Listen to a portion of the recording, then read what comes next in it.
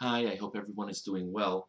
I just wanted to share a thought from this coming week's Parsha, beginning of Parak Beis of Sefer Vayikra, when the Torah is describing the Korban Mincha. The Mincha was a very simple offering. It didn't even involve an offering of an animal. It was just a basic flour offering. The pasuk says, "V'nefesh ki sakriv korban mincha l'Hashem," a soul that brings a mincha offering to Hashem. That's a very unique introduction to the concept of the korban mincha. Normal psukim that talk about korbanos talk about if his offering, if someone's korban is this, if someone brings that korban. This language of nefesh, a soul that brings a korban, is very unique.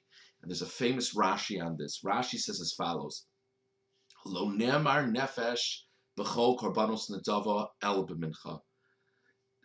The only voluntary offering that the language is nefesh, a soul brings it, is by the mincha offering. Mi darko lisnaviv mincha. Who would be the normal what would be the normal profile of a person who would bring a mincha offering? Ani.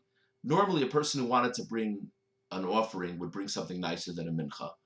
Mincha, as we said, was very basic. The kind of person who would bring a mincha offering was a person who couldn't afford better. Amar Kadosh Baruch Hu, God says, Male ani alav, excuse me, ki'ilu hikriv nafsho.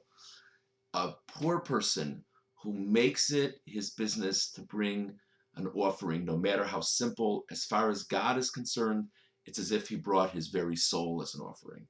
And this is a really powerful idea that when we look at the mitzvos which we perform, what it's about more than anything else is what we put into it, for what our capabilities are, for what our experience is, the amount of effort that we put into it. That's what God values more than anything else. I know there's a number of people who are going to see this message who are probably coming to grips with the fact that they have to make Pesach for the first time this year. I'm sure it's extremely daunting. Even if people aren't making Pesach for the first time, I'm sure many people were going to have family or this or that, or we're going to have more help in putting Pesach together, and they're not going to get it. I feel terrible. I'm recording this right after Shabbos. Friday afternoon, we sent out a message that unfortunately, for safety reasons, for health reasons, our Kalim Mikvah, I'm sure you've heard this already, our Kalim Mikvah is closed indefinitely.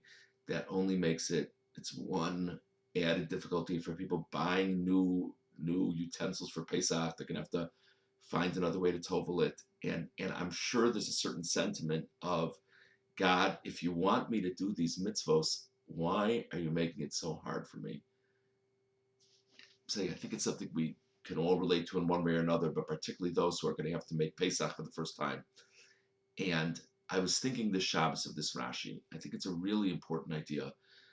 The mitzvos, the acts of mitzvos that mean the most HaKadosh Baruch Hu are the things that a person really has to put themselves into. When we compare our generation to earlier generations had to work so hard to do mitzvos. You have all these stories about people who in order to be Shomer Shabbos would lose their jobs. So many different things. Relatively speaking, our generation has it relatively easy. We have our own challenges, certainly, but in terms of being able to fulfill mitzvos, we have it relatively easy. Maybe, just maybe, the challenges of making Pesach this year for so many are a unique mitzvah. Maybe they really come towards making a very unique mitzvah, making a very meaningful mitzvah that make us all the more connected to our service of Hashem. So we see, if you think of what the poor person would have to scrape together to bring a mincha, and God says, I think of it as the soul of the person himself is being brought to me.